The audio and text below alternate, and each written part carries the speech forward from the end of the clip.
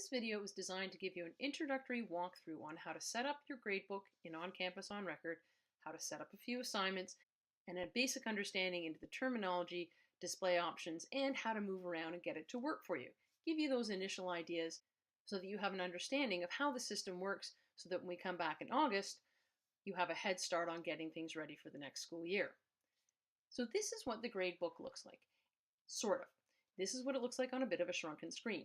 The layout across the top here is going to look a little bit different when you have it on a full monitor, but for the purpose of this video, some of these menu items are now packed into this action drop-down.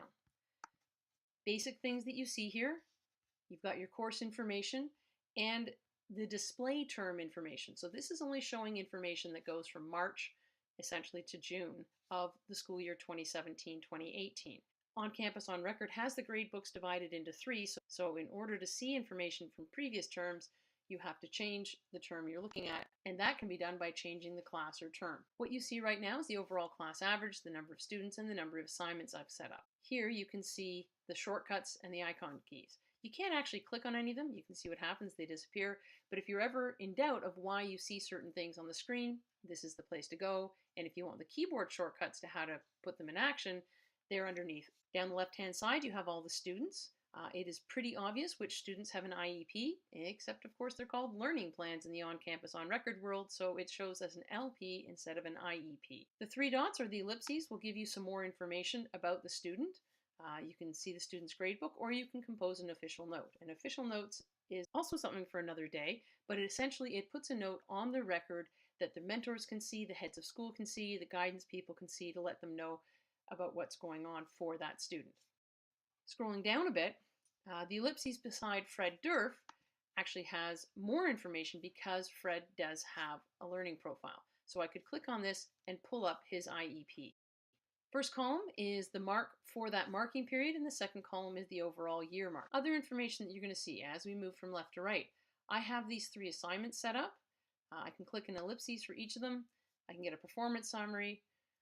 Bulk assigned points. So this is pretty cool. So if you've done an assignment where everyone did really well, or the vast majority of the students did really well, you can actually just click on bulk assigned points and that mark will get assigned to every single student. Bulk assigned comment. What I've done is I've used that here to put in these comment blocks. And if I hover over a comment block, you can see I've got some basic Kitka information set up there. So if you wanted to be able to share with the students, not only the numeric mark, but also their Kitka information, you can do it in a comment because students see the comment. You can also go in here and edit the assignment setting or different aspects about it. We will talk more about that when we get into actually setting up assignments. Other things you can see on the screen is I've got an M, so I can hover over it. I can see that M means missing.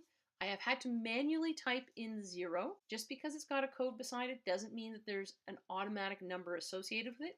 One of the other things I could do is mark these assignments as late by putting an L in. Again, that does not change the number. You have to manually do it. Different divisions, different departments may have different policies on this, so onCampus onRecord doesn't want to put its own rules on this. The X stands for exempt, and what you can do is you can click on this and then go and fill in more information. So I typed in an M, it knew it was missing, I had to go fill in the 0, and then here I could type in a comment. Something quick just to remind you of the circumstances perhaps about that. Back over here to the comment information, I can click on the comment and I get the same sort of box as I just did for the missing. And I could actually go in here and say he got 4 out of 4 on the knowledge, and I could type in more comment. And I could go in and do the same thing. I could actually put in specific marks for each of these categories. Again, you can hover over it to see, and I believe when the student sees it, it'll actually see it formatted on separate lines. One of the neat things, one of the lovely things about this gradebook is once you enter a mark, you don't actually have to click save. So no more worrying about that timing out. There's our first look at the gradebook.